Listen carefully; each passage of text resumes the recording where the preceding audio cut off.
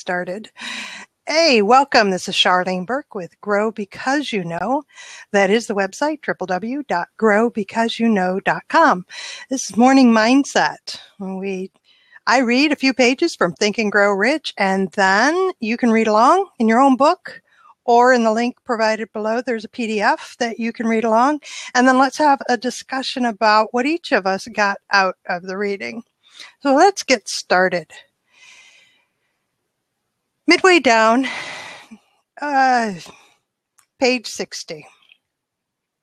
Somewhere in your makeup, perhaps in the cells of your brain, there lies sleeping the seed of achievement which, if aroused and put into action, would carry you to heights such as you may never have hoped to attain. Just as a master musician may cause the most beautiful strains of music to pour forth from the strings of a violin, so may you arouse the genius which lies asleep in your brain and cause it to drive you upward to whatever goal you may wish to achieve. Abraham Lincoln was a failure at everything he tried until he was well past the age of 40. He was a Mr. Nobody from nowhere until a great experience came into his life, aroused the sleeping genius within his heart and brain, and gave the world one of its really great men. That experience was mixed with the emotions of sorrow and love. It came to him through Anne Rutledge, the only woman whom he ever truly loved. It is a known fact that the emotion of love is closely akin to the state of mind known as faith. And this for the reason that love comes very near to translating one's thought impulses into their spiritual equivalent. During his work of research, the author discovered from the analysis of the life, work, and achievements of hundreds of men of outstanding accomplishment that there was the influence of a woman's love back of nearly every one of them. The emotion of love in the human heart and brain creates a favorable field of magnetic attraction, which causes an influx of the higher and finer vibrations which are afloat in the ether. If you wish evidence of the power of faith, study the achievements of men and women who have employed it. At the head of the list comes the Nazarene. Christianity is the greatest single force which influences the minds of men. The basis of Christianity is faith, no matter how many people may have perverted or misinterpreted the meaning of this great force, and no matter how many dogmas and creeds have been created in its name which do not reflect its tenets. The sum and substance of the teachings and the achievements of Christ, which may have been interpreted as miracles, were nothing more nor less than faith. If there are any such phenomena as miracles, they are produced only through the state of mind known as faith. Some teachers of religion and many who call themselves Christians neither understand nor practice faith. Let us consider the power of faith, that is, it is now being demonstrated by a man who is well known to all civilization, Mahatma Gandhi of India. In this man, the world has one of the most astounding examples known to civilization of the possibilities of faith. Gandhi wields more potential power than any man living at this time, and this despite the fact that he has none of the orthodox tools of power, such as money, battleships, soldiers, and materials of warfare. Gandhi has no money. He has no home. He does not own a suit of clothes, but he does have power. How does he come by that power? He created it out of his understanding of the principle of faith, and through his ability to transplant that faith into the minds of 200 million people. Gandhi has accomplished, through the influence of faith, that which the strongest military power on earth could not, and never will accomplish through soldiers and military equipment. He has accomplished the astounding feat of influencing 200 million minds to coalesce and move in unison as a single mind. What other force on earth except faith could do as much? There will come a day when employees, as well as employers, will discover the possibilities of faith. That day is dawning. The whole world has had ample opportunity during the recent business depression to witness what the lack of faith will do to business. Surely, civilization has produced a sufficient number of intelligent human beings to make use of this great lesson which the Depression has taught the world. During this depression, the world had evidence in abundance that widespread fear will paralyze the wheels of industry and business. Out of this experience will arise leaders in business and industry who will profit by the example which Gandhi has set for the world, and they will apply to business the same tactics which he has used in building the greatest following known in the history of the world. These leaders will come from the rank and file of the unknown men who now labor in the steel plants, the coal mines, the automobile factories, and in the small towns and cities of America. Business is due for a reform. Make no mistake about this. The methods of the past, based upon economic combinations of force and fear, will be supplanted by the better principles of faith and cooperation. Men who labor will receive more than daily wages. They will receive dividends from the business, the same as those who supply the capital for business.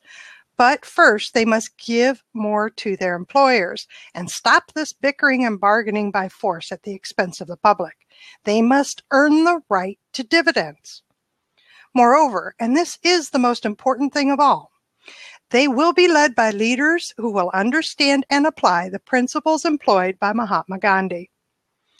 Only in this way may leaders get from their followers the spirit of full cooperation which constitutes power in its highest and most enduring form. This stupendous machine age in which we live, and from which we are just emerging, has taken the soul out of men. Its leaders have driven more men as though they were pieces of cold machinery.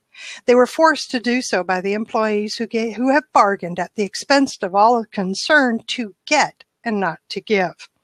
The watchword of the future will be human happiness and contentment. And when this state of mind shall have been attained, the production will take care of itself more effectively than anything that has ever been accomplished where men did not and could not mix faith and individual interest with their labor. Because of the need for faith and cooperation in operating business and industry, it will be both interesting and profitable to analyze an event which provides an excellent understanding of the method by which industrialists and businessmen accumulate great fortunes by giving before they try to get. I'm going to stop there.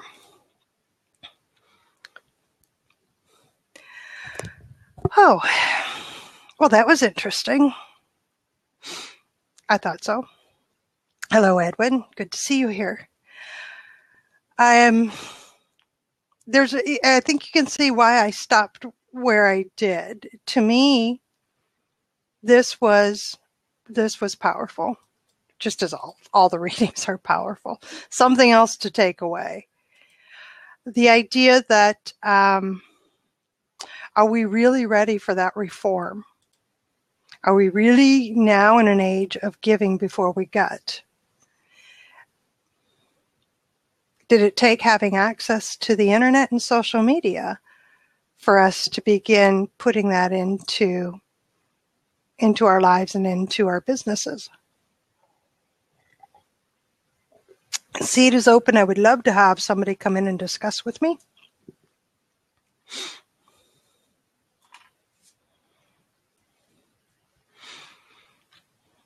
Welcome, Christine. See ya, Christine.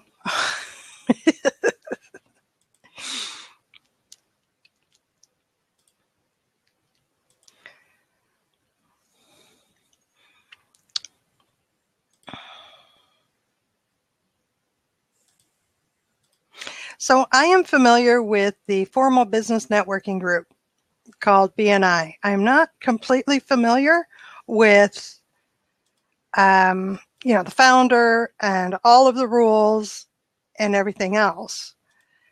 But I am familiar that the whole point was set up to be a referral system for business owners. And the idea is that you give before you get. Morning, Don. Good morning, Charlene. Good to see you. Good to see you. Thank you. We're going to go outside so I don't wake the crew up. You mentioned BNI. The mantra of that referral group, which is pretty spectacular group that I found, is giver's gain. right? And the philosophy is the more you give, the more you get in referrals and business, etc. And their whole philosophy and international business networking group has been born and developed off that philosophy alone. So if you're not a giver, you're not a member of this group. My belief is that philosophy is not new.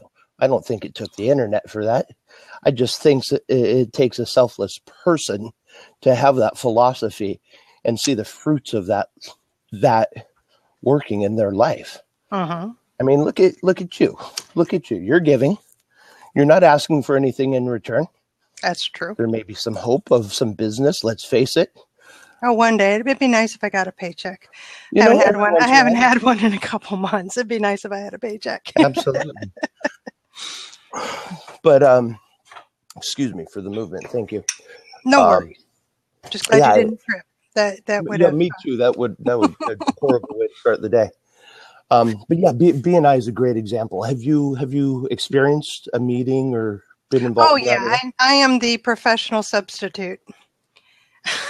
Because honestly, BNI doesn't work well for the primary focus of my business, which is the research side. It just my business is national and international, quite honestly. Okay. Well, the philosophy, I think, the philosophy of it, whether it's referrals or anything else, how can we live through life being so internally focused where we're not giving, right? Mm-hmm. And I guess there's people like that out there. It hasn't been me. And I think especially most of my life, I think I've led with giving first. It's a shame to see it in business and real estate. I see quite the opposite sometimes. I'm sure we all do. Yeah. See, I see the opposite a lot of times, and I get discouraged. That's why I even mention the internet and social media, is because it puts me in touch with others who are of like mind. Yes. It keeps me in contact with the reminder that, come on, people, if you were that important, there wouldn't be 7 billion other of us out here. I mean, that's the way I see it. Now, what's interesting is that understanding what it means to give and to give first. What does that really mean? And I see a lot in business and in women especially, not necessarily business side of women, but women by their nature, tend to give and then not stop. And so they give until they're empty, or in business, they give away their services or their product, thinking that will eventually gain them business, which to me means you don't understand the point of being in business. So reconciling that thought and having that as where can I give, where I do the least harm, is kind of where I come from, Yeah. And the get part is, especially in something like this, I view it as I'm filling my own cup. Yeah. So that I have something to give others. Good morning, Edwin. Good morning, Charlene. Good morning, Don. Good morning, everyone. Happy Friday. Happy Friday. Happy Friday. Happy day. It's always a happy day, but Friday's a better day. That's right. Hey, Charlene, you said something really interesting about giving until your cup is empty. Right? I think we've talked about it before. If you don't put your air mask on when the plane is going down first, you can't help anybody else. If your cup run out, I have to have my own house in order. Absolutely. It's absolutely mandatory. And things like this, right? We've talked about the morning routine and devotion, prayer, and meditation, and reading, and affirmations, and gratitude. That's all part of that filling of your own cup to give to others. I think, Gary Vaynerchuk. I know the name. Do you know that name? Yes. I'm sorry. My volume just went weird. Yes. Have you read his book, Jab, Jab, Jab, Right Hook? Highly recommend it. amazing book. And the premise behind it is give, mm-hmm. then ask. You have generated the street credit, if you will. You've given enough value, and now you have the right to ask. You don't have the right to ask without giving first. But in business, of course, there's the ask. Of course, there's the right hook. There must be for us to survive in this business, but you have to lead with value first. And it's exactly the premise that Napoleon Hill's talking about here in the book. Brilliant. And he's just talking about it from a social media, mm-hmm. digital agency point of view. And I think that same premise exists today. Don and Charlene, I always talk about experience, and I share most of my personal experience with you. And everybody that's why I'm glad you're with us this morning. Missed you. And as far as the giving, I am a giver, and I truly believe, in life you have to be a giver, but at the same time you also have to learn how to be a receiver. And one of the things that I learned with time is that there are a lot of people that just take, and it's okay to give. And when you give, just like Don said, you have to give value. You have to build up your value. And for many years I have been mentoring through SCORE. If everybody wants to hear what SCORE is, and it's a nonprofit organization. It's Senior Corps of Retired Executives. So if anybody wants to start their own business, anybody needs help in business, they go through that website, they request a mentor, and a mentor will help them, take them through the steps. And I have been doing that. I'm still a mentor with them. And what I noticed over the past 4 years that I've been mentoring is that a lot of people that come and get free mentorship, they don't see the value in it because it's free. But lately, for the past couple of months, I have been mentoring people, and I'm charging them, and my rate is $300 an hour. And they're happy to pay because they see the value in it. And the biggest difference that I realize nowadays between the people that I mentor for free and the people that I mentor for a fee is that the people that I mentor for a fee, they do what I ask them to do because they know I'm going to take them to where they want to get to. The people that I mentor for free, they just listen and they won't do anything. I agree. Totally agree. And actually, I just experienced that, and I'm about ready to send a mock invoice to somebody. We sat with, my fee is the same, $300 an hour. It's a consultation, and it's a no BS, no chit chat. Let's get in, let's get out. You will get the value for what you're paying. And actually, I don't charge for like the reference interview, which is let me get to know who you are, what you're doing, what's going on. And then when the advice comes and the actual consult happens, that's when the clock starts.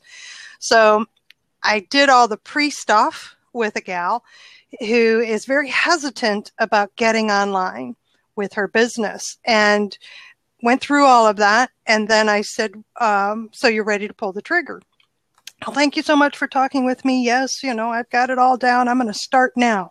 So, okay. Then I look forward to seeing you online and supporting you and what have you, Yay, life is good. About a week later, she calls me up. Do you have time to review a few things? I do. And so I spent an hour with her actually reviewing what type of business she should set up, where she should take it, how she should approach it, outlining basically a business plan and a marketing plan. And I was happy to do it in one sense because she is somebody I know that will just blossom online. And when I hung up, I realized I don't do this that often, but every once in a while I get sucked in. Someone just picked my brain and I don't like it. It doesn't suit me well.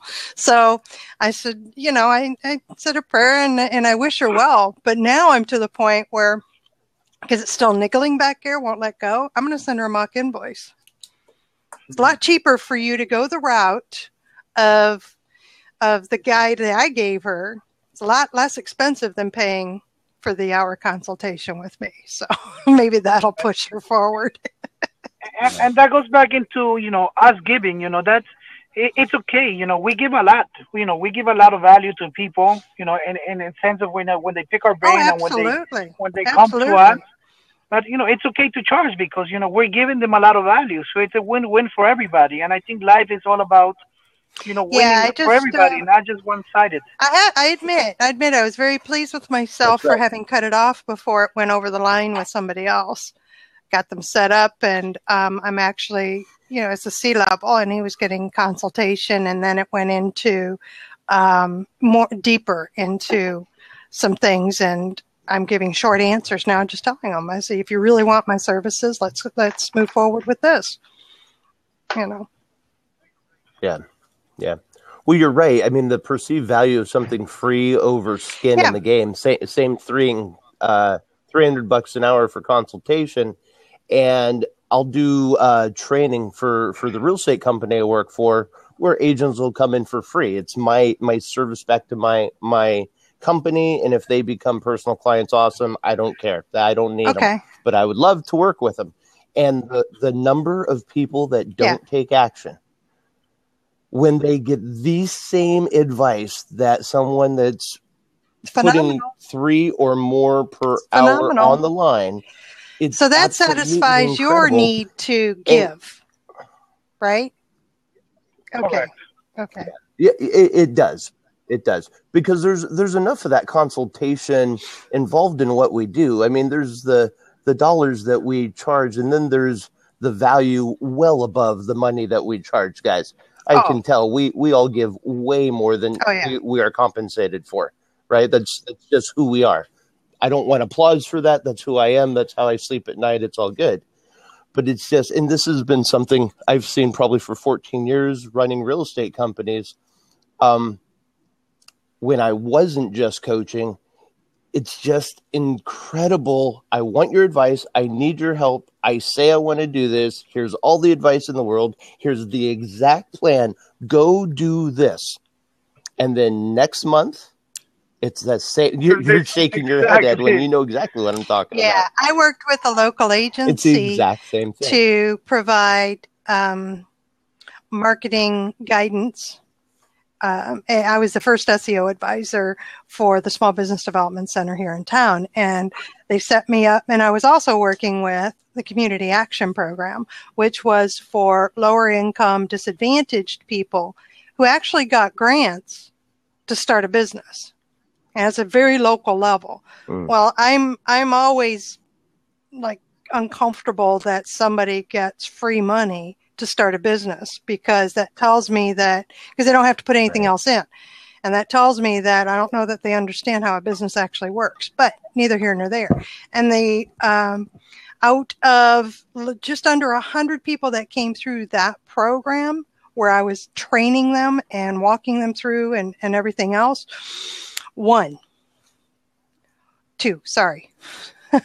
Paula and Donna, they took off. Out of almost 100 people, they took off with it. Yeah.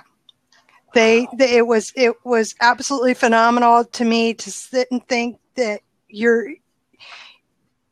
when somebody gives you something, not me, but the program that they were in, to treat it with so little value of what you got, the lack of understanding of what they actually got was beyond me. And I tried to share with them what you're actually getting.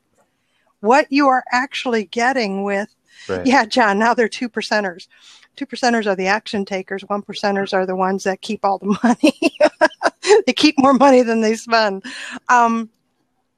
It was phenomenal, but at the same time, so that's what I don't want to be, and that was clearly shown to me. Why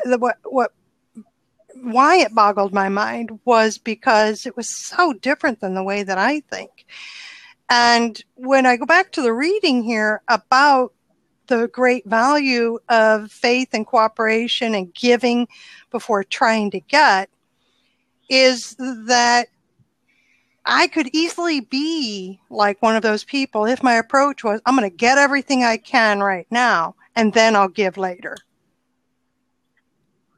Okay? Right. And one of the big things that I notice nowadays with people is that we have a lot of people that always love to be on the victim side. They look at themselves as being the victim, and that they deserved everything to be given to them. Yeah, I have to. And I think once a lot of people start, transitioning their mind into, getting away from being the victim and taking action and doing things about it, and not knowing that they deserve everything, but just working for it. Life changes completely. Well, But I think one of the biggest first steps is to not be the victim all the time. To take action and make a difference. and I think that's why I really, really like what's been happening here. And why I'm so glad that you came back, Edwin, always bringing good stuff to the table, and Don and everybody else is here. We've got Omar, and when I'm already calling you my regulars, we have Omar and Sean, and Mike wants to be a regular, which I believe you will be soon, where we are action takers. We're questioners. We want better. We want to be more. And we want to do more, and we're willing to sit for an hour and share a little bit about our thoughts on a reading and our own experience bringing into it that says, yeah, I do want to be more, and I can help you be more by sharing this piece, and me as the recipient, which at this point I'm really happy to get, is, listening to Edwin talk about your success and then what you learned when you weren't successful, what you learned from it, that helped me tremendously. Omar talking about I'm making this big change in how I'm going through life and how I'm tackling things and the business that I want to be in, so.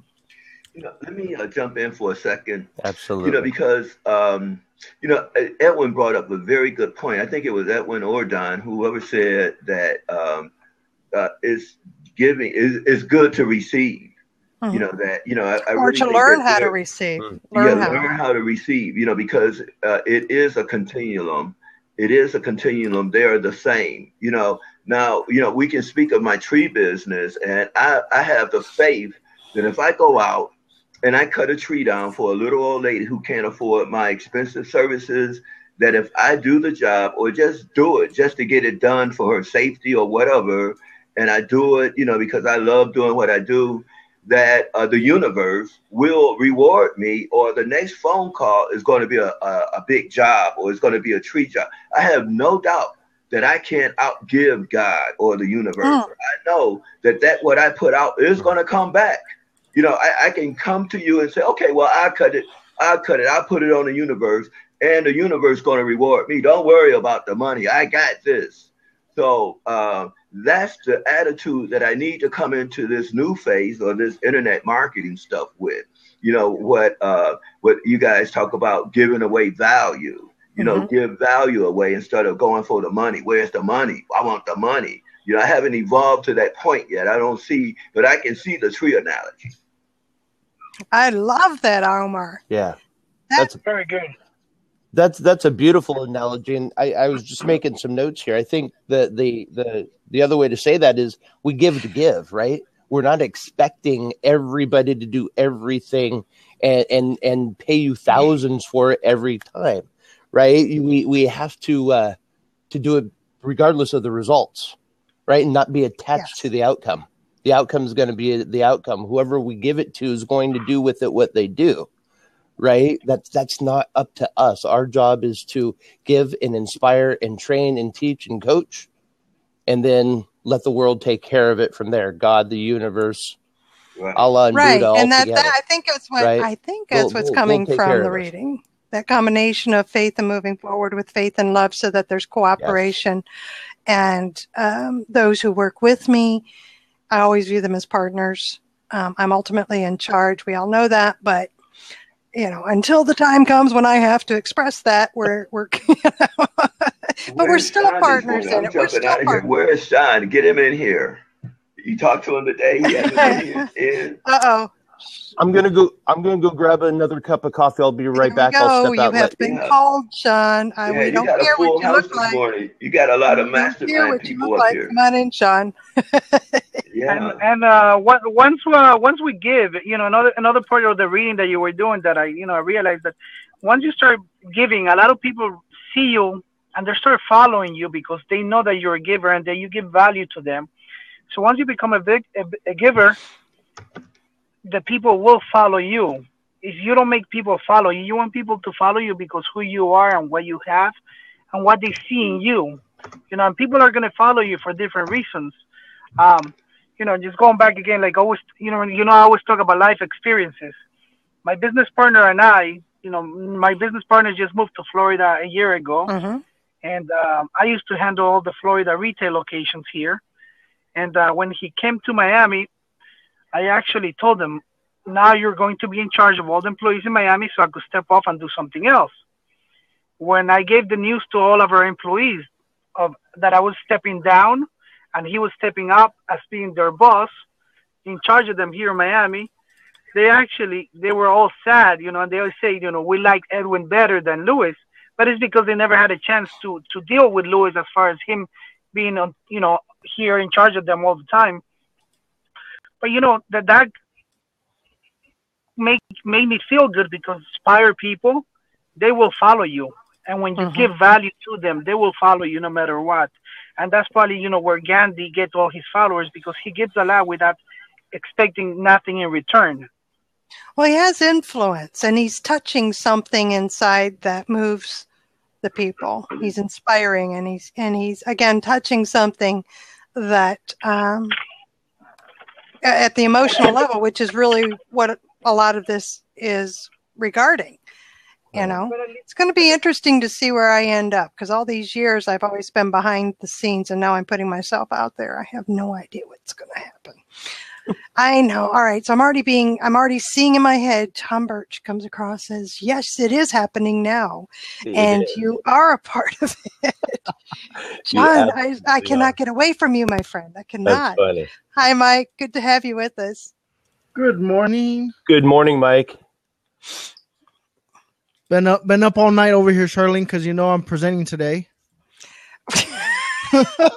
So I've got to make sure everything and there's our Mike man. Yes. Whatever he does makes sense. Just right. Okay, good. Let me get Sean in here too.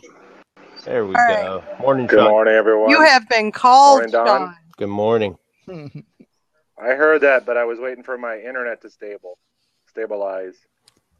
That's appreciated.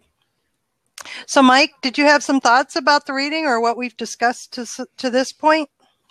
Yeah, you know what? It's amazing how many of us, especially as entrepreneurs, are really good at giving. Mm-hmm. But it's the whole accepting back. I think that we have. I know for myself, at least, I tend to have that issue with accepting anything back. Especially compliments. It's the money. The money is cool, and I do a lot of work for no cost. And I just, for me, it's accepting the compliments.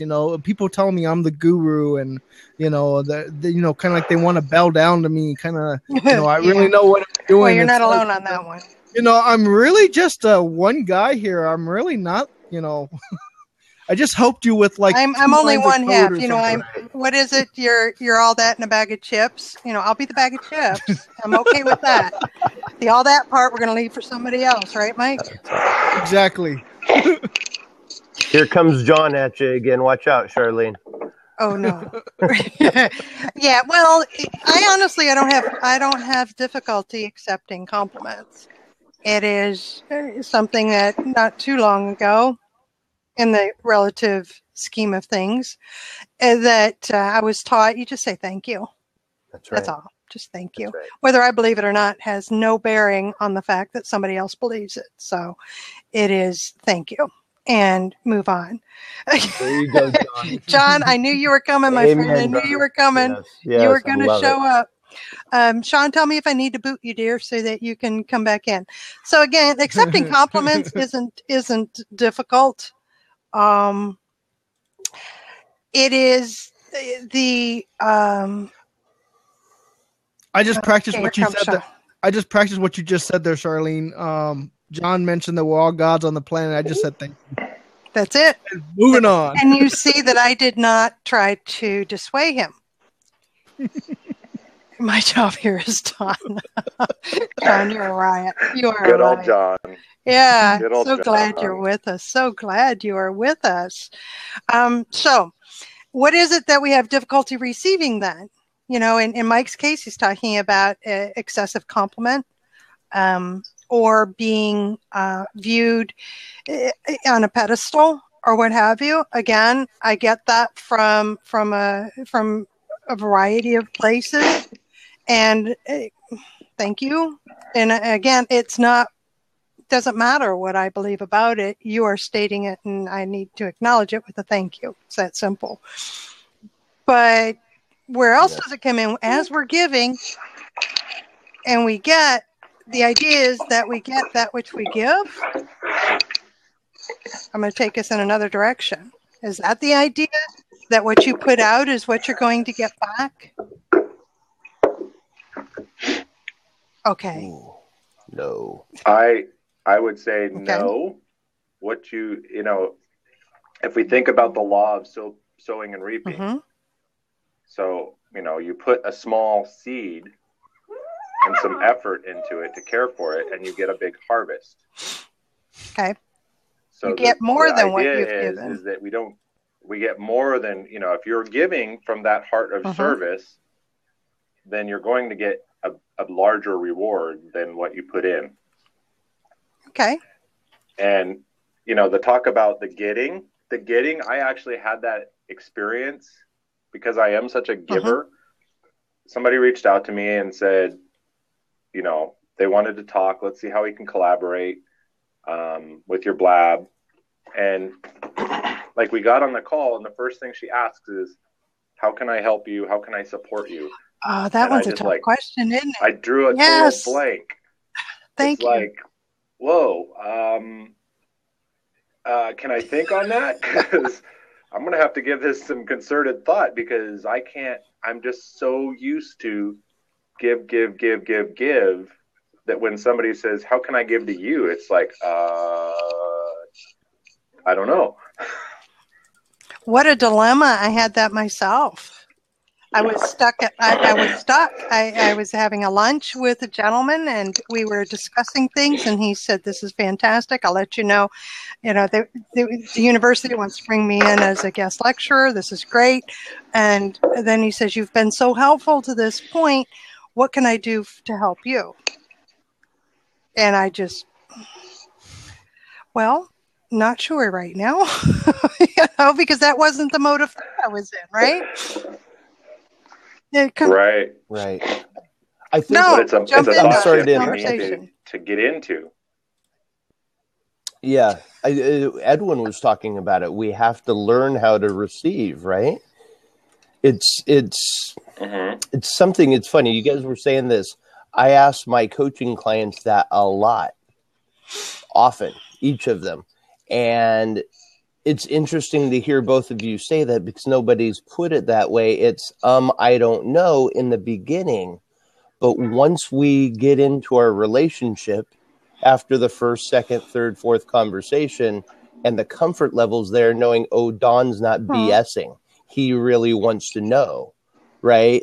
The answers appear. And they say, you know what, Don, based on our conversations, this is where we are. And really where I could use your help is that is X. very interesting, because I had just met the gentleman. I mean, literally, this is the guy that on the way out of the elevator, I had elevator speech just suddenly was shrunk down to 2 seconds. Boom, boom. So he called me up for lunch so that we could discuss, and we did, and got some things in motion and what have you.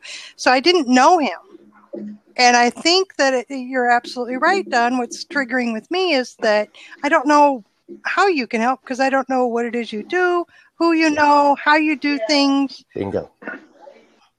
I'm not comfortable with you yet.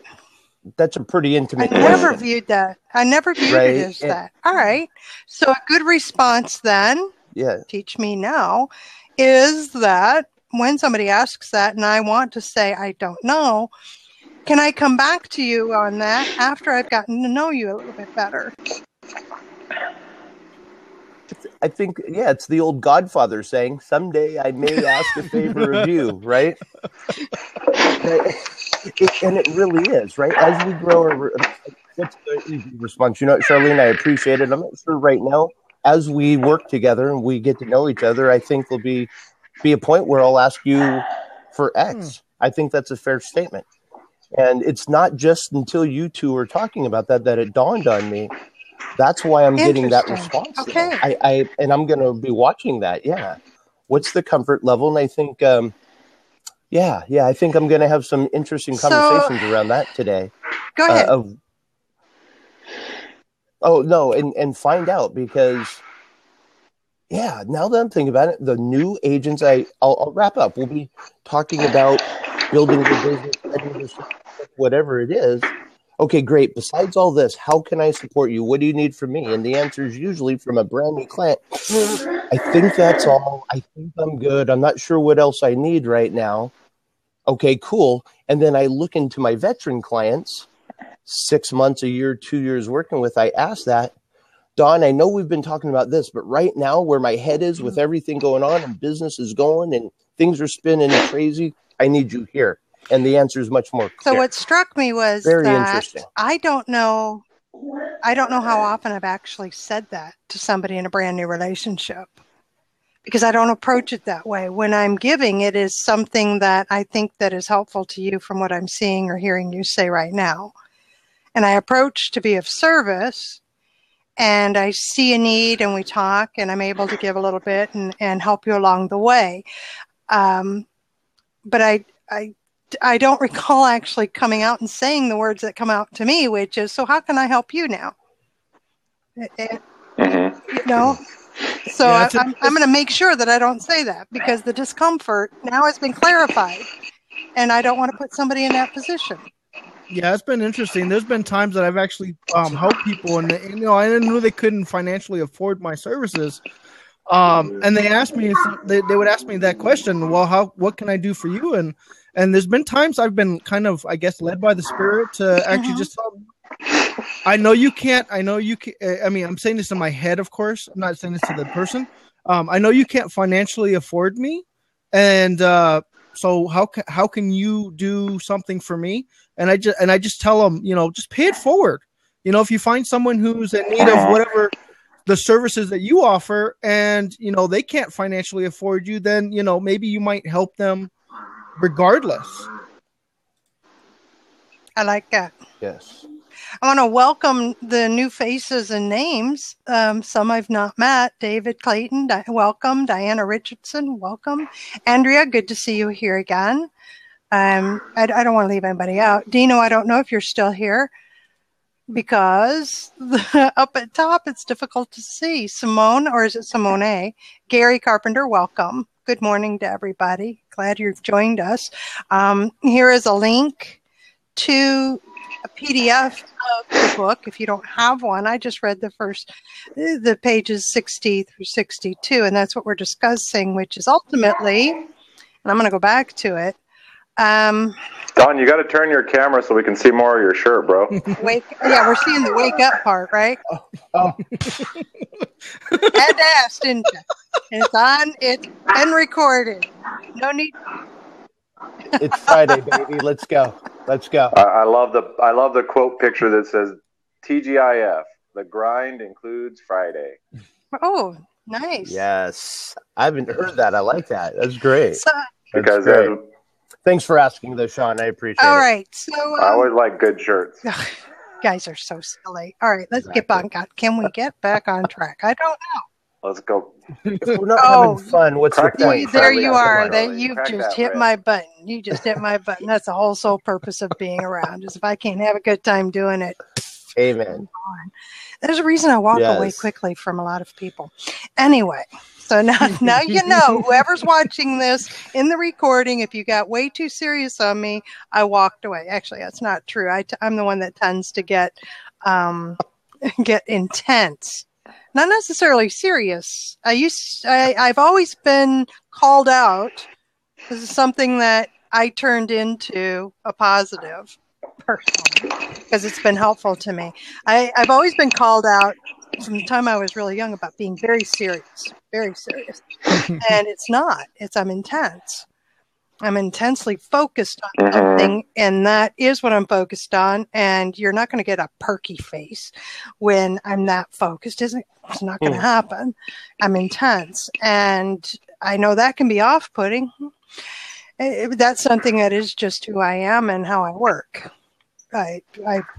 I can't try to change it. It is such an innate part of me. What I found interesting about the reading, I'm going to go back to this because, again, the chapter is all about faith and bringing it into business and having influence, how Gandhi created the power that he had based out of his understanding of the principle of faith, and to transplant that faith into the minds of 200 million people. And that is what I'm seeing that to say, is that he touched the solution needed by people seeking a solution. That's what he offered with his faith. And that's how he had the influence. Am I correct? Am I seeing it correctly? I'm getting dead silence. All right. You do know this is a discussion. It's not a monologue? It's not. I would prefer dialogue. I would prefer.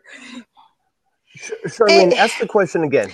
According to the reading, Mahatma Gandhi was able to influence and have power over 200 million people. He created it from the faith, understanding his faith. He didn't have money. He didn't have military. He didn't own a suit of clothes, but he had power and influence over 200 million people. For the good, the bad, the indifferent. That makes no difference at this point. He had the influence. Right. And what I'm seeing is he had the influence because he provided a solution to an emotional problem that 200 million people were looking for. And what I, as you were just sharing that, Charlene, what I really saw is that his faith was so strong that he was actually able to broadcast it and instill it in the others. Okay. I like that much better than where I was going with it, because it wasn't sitting comfortably with me. That's why I put it out there to hear. I think John touched on it too, definitive purpose, without a doubt, right? His belief in his faith, his belief in his drive, his belief in his personal influence, regardless of the outcome, his belief was so strong. Yeah, it was, I think and that's it was magnetic, like it was right? like the faith, purpose, and desire that Napoleon Hill had with his son. My son, with his son, here. Correct. End game. There, you know. If now somebody tells me, if somebody says, my the son doctor here. says can't be done, I'm going to go to the next doctor, and I'm going to keep going until I've got the agreement. And Gandhi, or any other great leaders, Martin Luther King, all these people that led a movement like that, they just, like you said, they had such a strong, definite purpose, a strong amount of faith, like we are going to do this at all costs. And it became infectious. So the purpose wasn't to gain power and influence. The purpose was to live the definite purpose. And if you're attracted to it, you're welcome to come along. Mm-hmm. Mm-hmm. Okay. Yeah. And that's if you're neither not, here nor there for me. That's your choice. That is not the goal to convince you to come with me. The goal is to live my definite purpose and keep moving forward. There will be those who are attracted to me and what I am, who I am, and then what I offer, business or personal. And those are the ones that I have influence over. But see, I'm seeing that they also have influence over me. But again, I would have influence because I'm living my definite purpose, and like-minded people are being attracted to that. So that's a hope. The end goal is that I have my definite purpose and what I'm working towards. That's my end goal. And you're welcome to join me on the journey to that. Sure. All right. That's it. I think John talks a lot about the energy and the vibrations we put out when we're in alignment with our definite purpose, right? That integrity when our thoughts and our actions and our emotions are 100% in alignment Sean shows up, Mike shows up, Charlene shows up in my life. Yep. Right. I think that's very true. And John talks a lot about that definite purpose, that 100% faith, the right people show up because of your belief, right? Because of the energy you're putting out. You put shitty energy out, excuse me, those kind of people show up in your world over and over and over, and you figure out, why can't I get away from these Well, people? I haven't thought that yet. Well, it's been a pleasure having you to this point. and Don just got called out by Matt. Don just got totally called by Matt. Oh, yes. He did, didn't he? Oh, he did. Excuse me, Matt. You are right.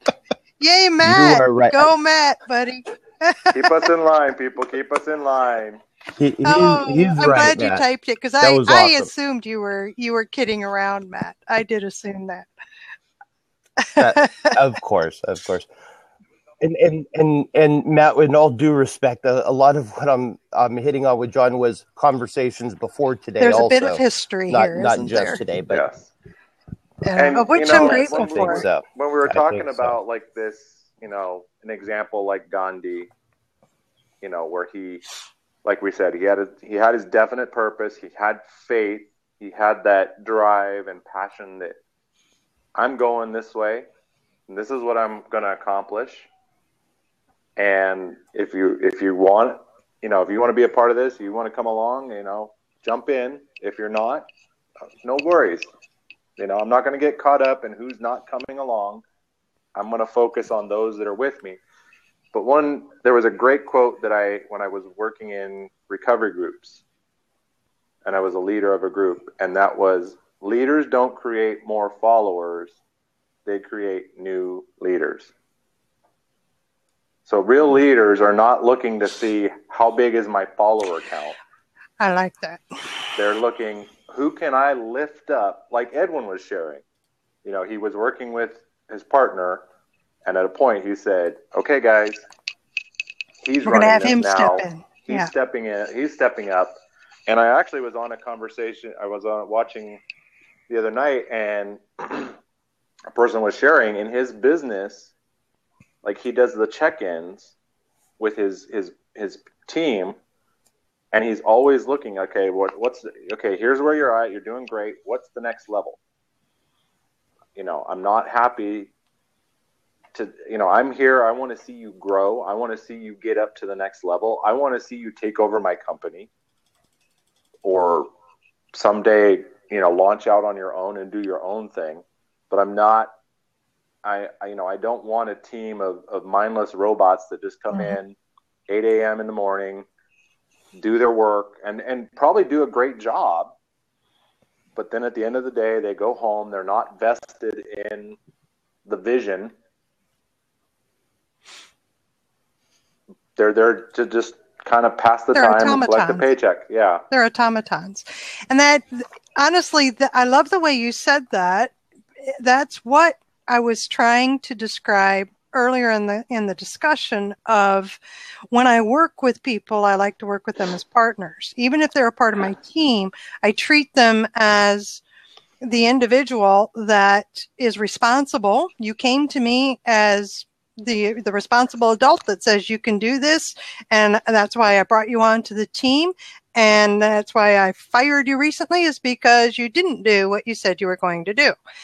We can't work as partners that way. You're interfering with my ability to work with you as a partner to get things done for a client.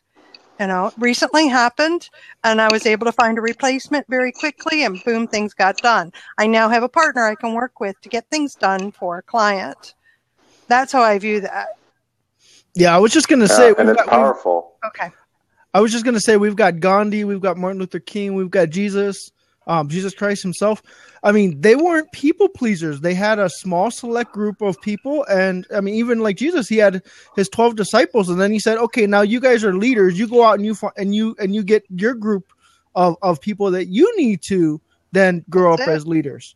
It's amazing the amount of business people I run across on a daily basis that are that first of all don't have that end goal in mind. They don't know where they need to go, and two, they want to be people pleasers. They're willing to bend their stuff however it is they need to do in order to get that money, in order to get that money and to get the clients and and get recognized as being, even sound nice.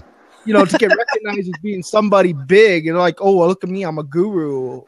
Okay, so what's important about that? You're not. All right. So this is so funny. Every time somebody says the word guru, forgive me, but I immediately picture toga and turban. And that's why it's so uncomfortable. I have been called that, that little affectionately called that by people who've known me a long time. And I think I look so ridiculous because I had this vision of a turban and I'm in a toga. It's like, wow. I was going to say, I've got mine ordered from Amazon. They're on their way.